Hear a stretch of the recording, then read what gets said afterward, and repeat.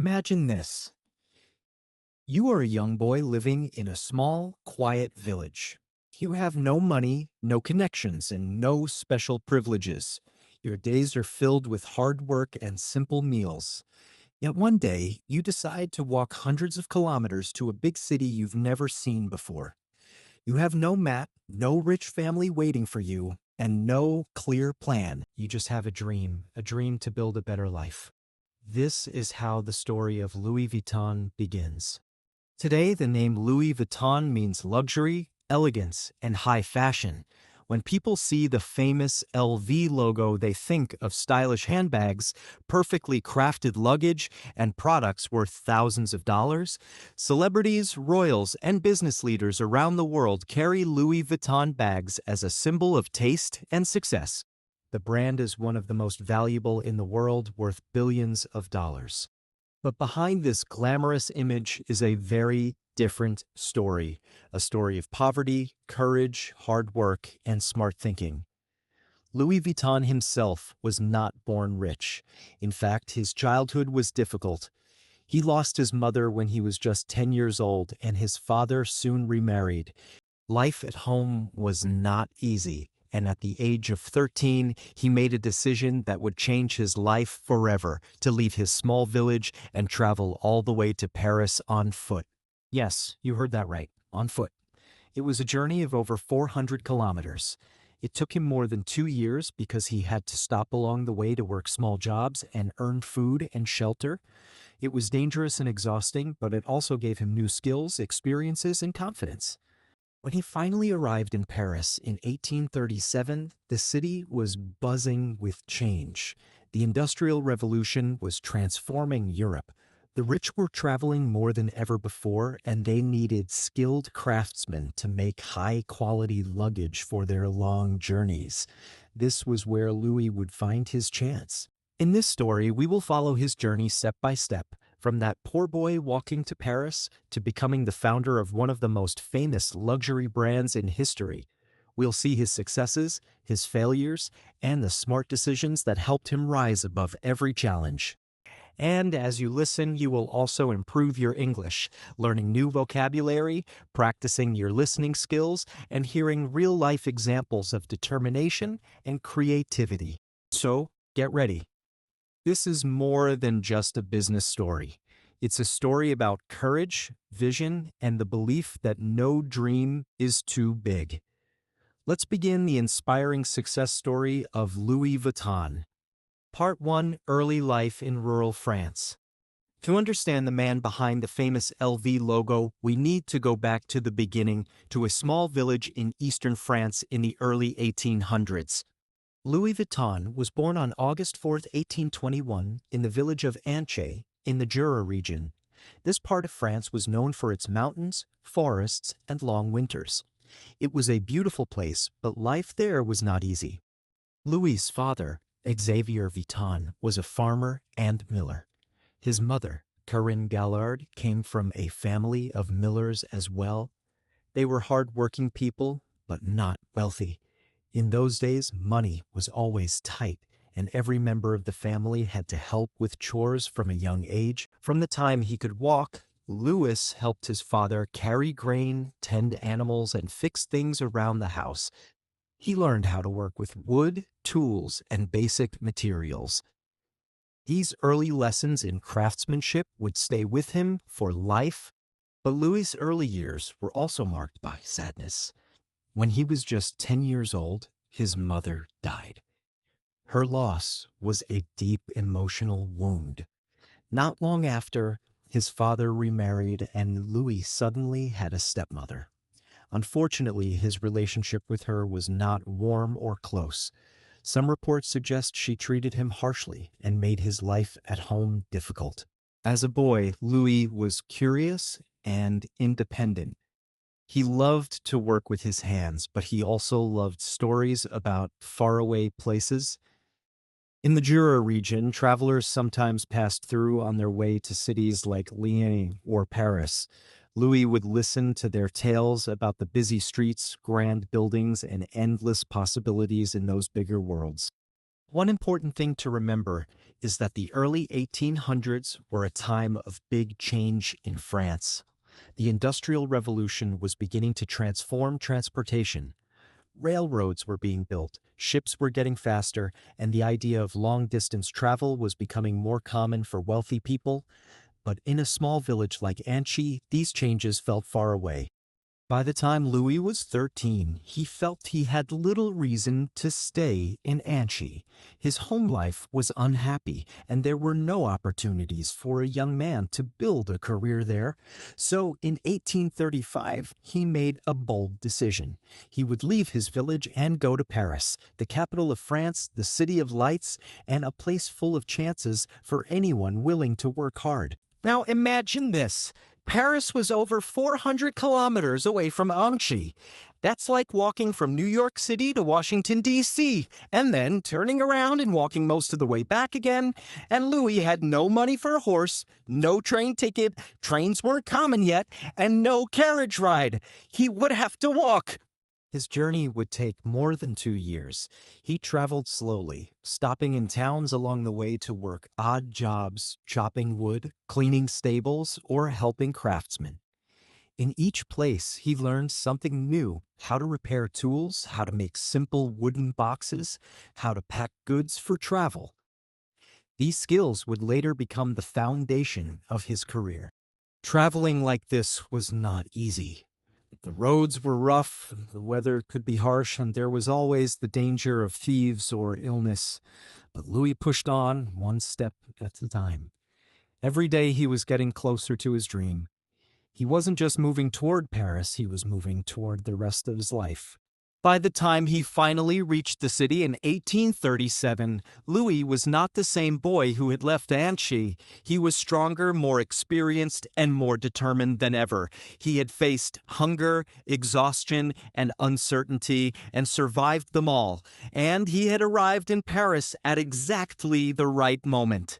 Because Paris in 1837 was about to offer him an opportunity that would change his life forever. Part 2: Apprenticeship with Monsieur Marechal. When Louis Vuitton finally arrived in Paris in 1837, he was only 16 years old. He had no money, no family in the city, and no connections. But what he did have was determination, a willingness to work hard, and the courage to learn. Paris in 1837 was a place of contrasts. There were elegant boulevards filled with carriages, well-dressed ladies, and wealthy businessmen. But there were also crowded streets, markets full of noise, and workshops where craftsmen worked long hours for little pay. The city was changing fast, the Industrial Revolution was in full swing, and a growing middle and upper class was traveling more than ever before. Louis knew that if he wanted to survive in Paris, he needed to learn a valuable skill. He began knocking on workshop doors, asking for work. After some time, he was hired as an apprentice by a man named Monsieur Marechal. Monsieur Marechal was well known in Paris as one of the best box makers and packers. This might sound simple, but in the 1800s, it was an important and respected profession. Wealthy families often traveled with dozens of delicate items: clothes, hats, shoes, perfumes, jewelry, even fragile art pieces. They needed experts to create custom-made boxes and trunks that could keep these items safe during long journeys. They also needed skilled packers to arrange their belongings in the most efficient way possible. Louis began his apprenticeship doing basic tasks: sweeping the floor, carrying wood, and delivering boxes. But he watched carefully, studying the work of the older craftsmen. He learned about different types of wood, strong fabrics, and how to shape and join materials to make boxes that were both beautiful and durable. Packing was more than just putting things inside a box. It was a precise skill, almost like solving a puzzle. Every item had to be placed in exactly the right position to prevent damage and to use space efficiently. Louis developed a sharp eye for detail and a steady hand. He became known for his ability to arrange items perfectly, no matter how unusual their shape or size. Clients noticed his talent. Some would even ask for Louis by name when they needed their belongings packed for a journey. This was unusual for such a young apprentice, but Louis's patience, politeness, and attention to detail set him apart. At the time, most travel was done by horse-drawn carriage, ship, or train. This meant luggage had to be tough enough to survive being stacked, moved, and sometimes thrown around. Most trunks had rounded tops so rainwater could run off, but this shape also made them impossible to stack neatly. Louis began to wonder, what if there was a better design? While he didn't act on that idea yet, the seed of innovation was already in his mind. Working at Monsieur Marachel's shop also gave Louis something even more valuable than a paycheck: connections. Many of Marachel's clients were wealthy Parisians, including aristocrats and members of high society. Louis learned how to speak respectfully to them, how to understand their tastes, and how to provide not just a product, but an experience. This was an important lesson. In luxury work, the service is just as important as the object itself. After several years of hard work, Louis' skill and reputation had grown. In 1853, an opportunity arrived that would change everything. Louis was chosen to work for Empress Eugenie, the wife of Napoleon III, Emperor of France. His job was to be her personal packer, arranging her clothes, hats, and accessories for her many trips between Paris, seaside resorts, and the royal palaces. Working for the Empress was the highest honor a craftsman like Louis could imagine. It meant not only excellent pay, but also prestige and trust. It also meant that wherever she traveled, people would see Louis' work and his name would spread among Europe's wealthiest families. At this point, Louis was no longer just a boy from a small village. He was a skilled craftsman, well connected to the elite, and ready to take his next bold step, opening his own workshop. Part 3: Serving the Empress Eugenie. In the year 1853, Louis Vuitton's life changed forever.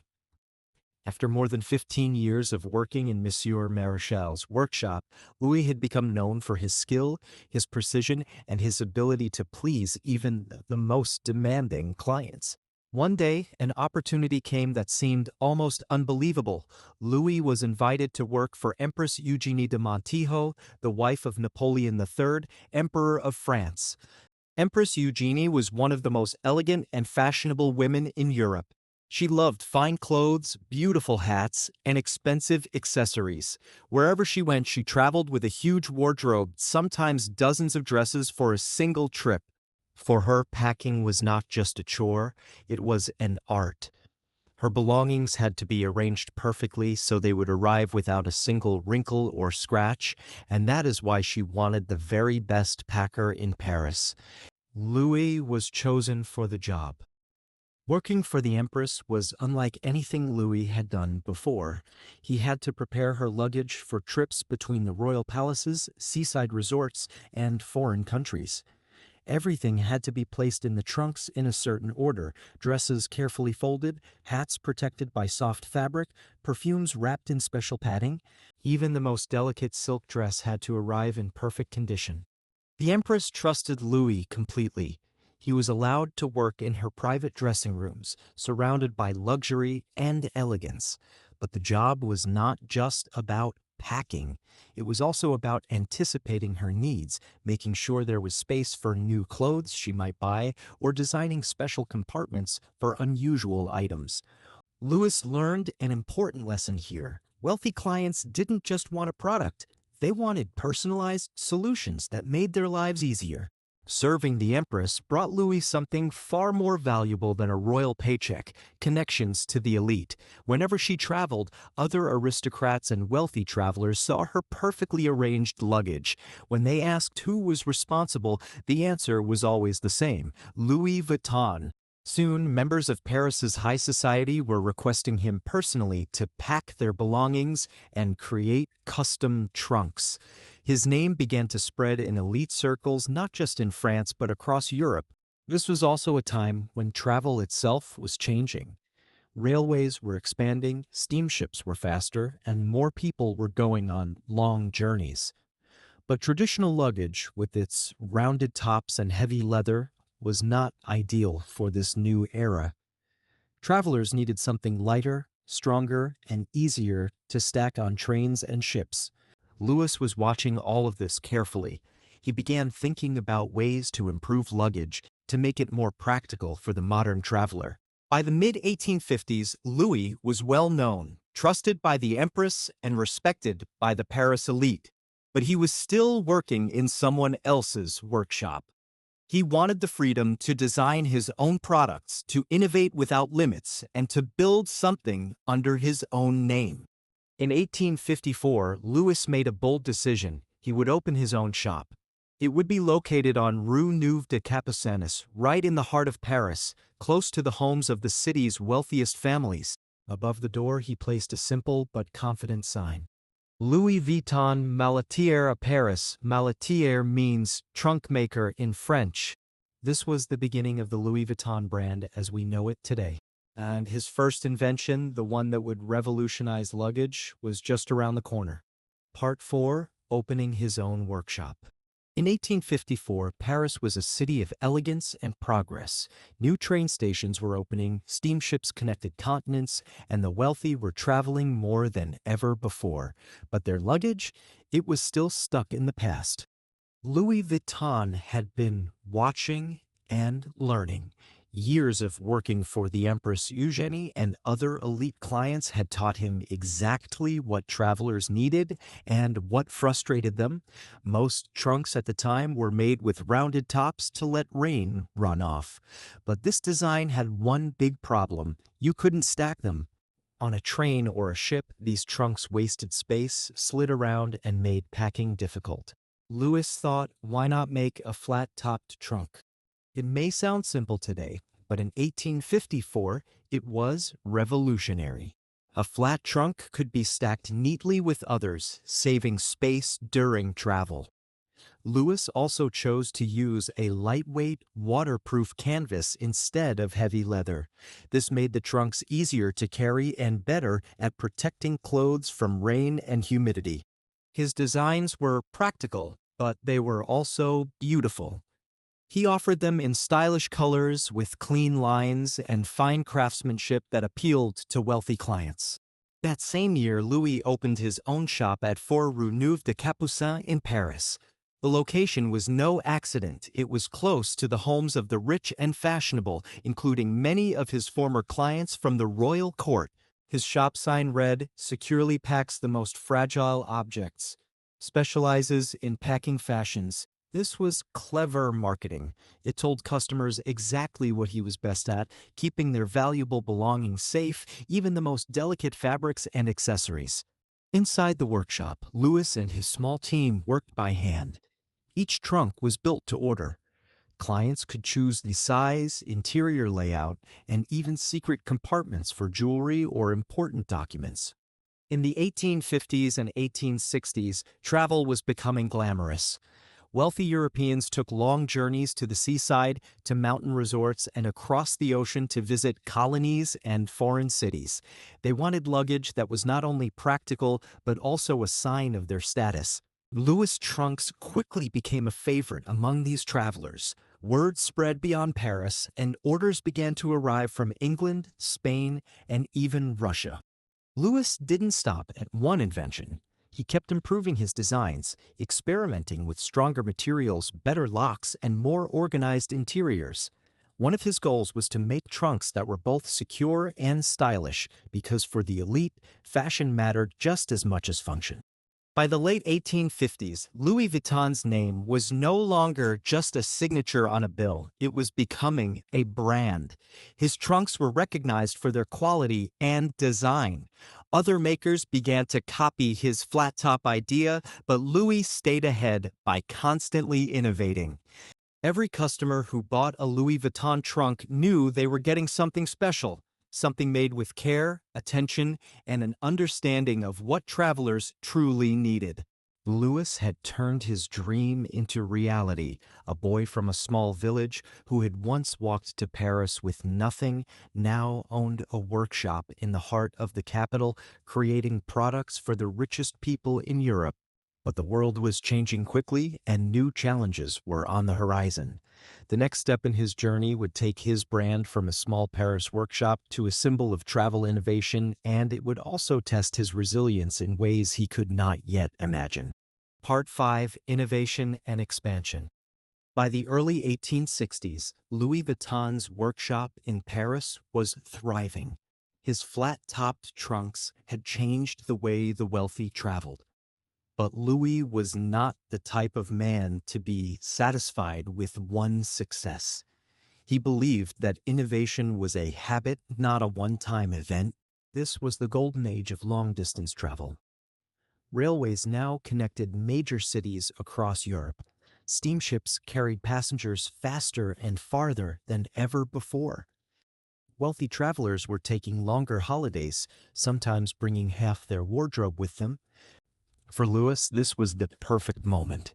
He understood that as travel became easier, demand for better luggage would grow, and he was determined to make trunks that were lighter, stronger, and more beautiful than anything else on the market. One of Louis' smartest moves was replacing traditional heavy leather with Trianon canvas. This was a light, durable, and waterproof material. It made trunks easier to carry and better at protecting delicate clothing. Even better, the smooth canvas surface could be easily cleaned, something travelers appreciated after dusty train rides or wet sea voyages. Louis also knew that wealthy clients wanted something unique. His workshop offered custom-made interiors for every trunk, special compartments for hats, drawers for jewelry, soft shelves for shoes, even secret hiding places for important documents or valuables. This personal touch made every piece feel exclusive and built loyalty among his customers. As orders grew, Louis moved his workshop to Asnières-sur-Seine, a village just outside Paris. Here he built a larger space where he could employ more craftsmen. The location had another advantage. It was close to the river Seine, so materials could be delivered easily by boat. The new workshop was bright and spacious, allowing Louis to experiment with new designs and techniques. It also became a family space. Louis lived there with his wife and son, Georges, who would later play a huge role in the company's future. By the mid-1860s, Louis Vuitton trunks were being used by aristocrats, business leaders, and even royalty. Owning one was a status symbol. When people saw the neat, flat, stylish trunk with the Vuitton name, they knew it belonged to someone important. Some wealthy clients even tried to hide their trunks during travel, afraid they might be stolen because of their value. Even with all this success, Louis kept improving his products. He tested stronger locks to protect against theft. He experimented with different colors and patterns to make his trunks stand out. And he thought about how his designs could work for the future of travel, not just the present. Louis understood something many business owners forget. If you stop innovating, your competitors will catch up. That belief kept him ahead of everyone else in the luxury luggage market. By the late 1860s, Louis Vuitton was not just a skilled craftsman. He was the head of a growing business, a respected name in Europe, and an innovator in an industry that had hardly changed for centuries. But just as his future seemed brighter than ever, history was about to bring him his biggest challenge yet, a test of survival that could have ended the Louis Vuitton story before it truly began. Part 6: Challenges and Setbacks. By the late 1860s, Louis Vuitton's life seemed to be on a perfect path. His trunks were famous among Europe's wealthiest travelers. His workshop in Asnières was full of orders. His name stood for quality, innovation, and elegance. But history has a way of testing even the strongest dreams. In 1870, war broke out between France and Prussia. This conflict, known as the Franco-Prussian War, would change the lives of millions, including Louis. Well, when the war began, Paris came under siege. The city was surrounded, food and supplies became scarce, and life was dangerous. Many businesses closed, and craftsmen like Louis could not get the materials they needed. Louis' own workshop in Asnières suffered badly. When the fighting ended in 1871, he returned to find the place looted and destroyed. The machinery was broken, tools were stolen, and all his finished trunks were gone. Years of hard work had been wiped out in a matter of months. For many people, this would have been the end. Louis was in his late 40s and starting over would be incredibly hard. But Louis had built his life on resilience. From walking to Paris as a boy to building a brand from scratch, he was not about to give up now. With very little money, he rented a small workshop in Paris on Rue Scribe, near the famous Opera House. It was a clever choice. This area was a meeting point for wealthy travelers, especially those staying in luxury hotels nearby. The workshop was small, but it gave Louis direct access to his customers. He could meet them in person, take their measurements for custom trunks, and make sure they left impressed. Louis also used this moment to reinvent his business. Instead of simply copying his old designs, he launched a new line of trunks, even lighter, even more elegant, and still using his revolutionary flat-top shape. This was the start of the Vuitton style, as the world would come to know it. He also made one important business decision, to focus not just on quality, but also on brand identity. He knew that after the war, competition for wealthy customers would be fierce. If people were going to buy Louis Vuitton trunks, they needed to know instantly that they were genuine. The war had changed travel, too. With railways quickly expanding and international exhibitions becoming popular, the wealthy were once again moving across Europe. In fact, some people were traveling more than before, eager to rebuild their lives after the destruction of the war. Louis positioned himself perfectly for this new demand. His Rue Scribe workshop became a place where elite travelers could get the best luggage in the world right before stepping onto a train or carriage. This period taught Louis and his customers something important. His brand was not just about luxury. It was about trust. Even in the worst circumstances, Louis had rebuilt, improved, and continued to deliver exceptional products. By the mid-1870s, his business was once again thriving, but now it was stronger than before with a sharper brand image and an even greater reputation among the rich and fashionable. Louis had turned disaster into a second chance. And now, with his son George beginning to take a bigger role in the company, the Vuitton family business was ready for its next big leap, one that would make the LV name truly iconic. Part 7. The Family Business. By the late 1870s, Louis Vuitton had rebuilt his business from the ruins of war. His workshop on Rue Scribe in Paris was busy again, producing elegant flat-top trunks for wealthy travelers from all over Europe. But Louis was no longer working alone. His son, Georges Vuitton, had begun to take an active role in the business, and he had big ideas for the future. Georges had grown up surrounded by the smell of fresh canvas, the sound of hammers on wood, and the sight of carefully crafted trunks. From a young age, he learned the values his father lived by: quality, precision, and innovation. But Georges was also part of a new generation. He was curious, ambitious, and more open to thinking about global markets. While Louis focused on maintaining the highest standards in Paris, Georges began to imagine the Vuitton brand traveling far beyond France. By the 1880s, Louis Vuitton trunks had become so popular that other makers began to copy the designs. Cheap imitations appeared in shops, and some were even sold as if they were made by Louis himself. For a luxury brand, this was dangerous. If customers couldn't tell the difference, the reputation for quality could be damaged. Georges knew they needed a way to make every Louis Vuitton trunk instantly recognizable. So in 1888, he introduced the damier canvas, a checkerboard pattern in brown and beige. The words Marque L. Vuitton Déposé, meaning L. Vuitton registered trademark, were printed into the design to warn imitators. This was one of the first steps toward creating a strong brand identity, something that would later make Louis Vuitton a global symbol. But Georges didn't stop there. In 1896, 4 years after Louis's death, Georges created what would become one of the most famous symbols in the world, the LV monogram. It was a repeating pattern of the letters LV mixed with floral motifs inspired by Japanese and Oriental designs that were fashionable in Europe at the time. This monogram was not only beautiful, it was difficult to copy, making it a powerful weapon against counterfeiters. Even today, more than a century later, the LV monogram is recognized across the globe as a mark of luxury.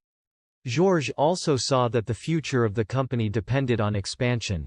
In the late 19th century, Paris was connected to the world through exhibitions, shipping routes, and an increasingly global trade network. In 1893, Georges traveled to the World's Fair in Chicago to present Louis Vuitton trunks to the American market. It was a bold move, crossing the Atlantic by steamship to show his products to a whole new audience. The trip was a success, and it marked the beginning of Louis Vuitton's presence outside Europe. Working together, Louis and Georges turned the company into a true family business, blending the father's craftsmanship with the son's strategic vision. Louis remained the soul of the workshop, ensuring every product met his high standards.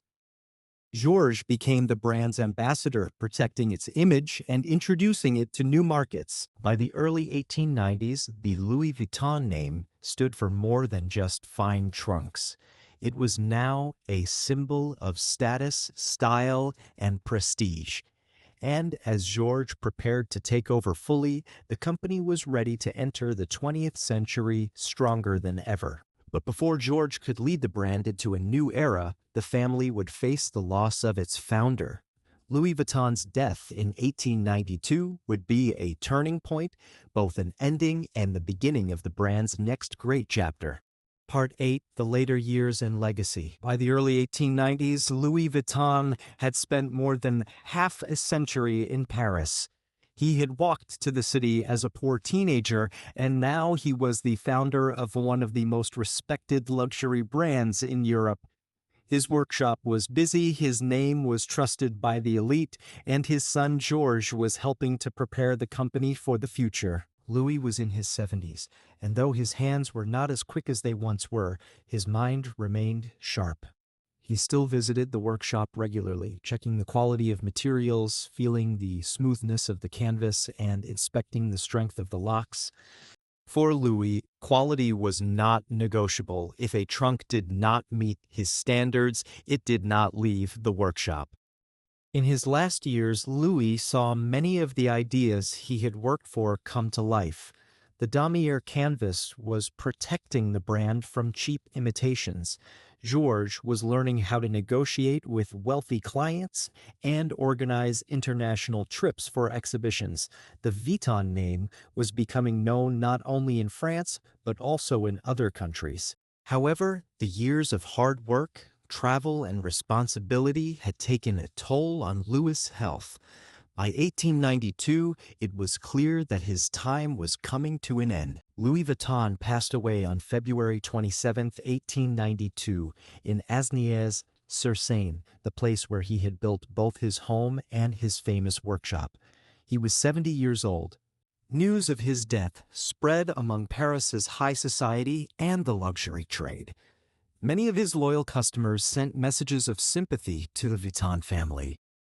They knew they had lost not just a skilled craftsman, but a man who had redefined the art of travel. After Louis' passing, Georges took full control of the business.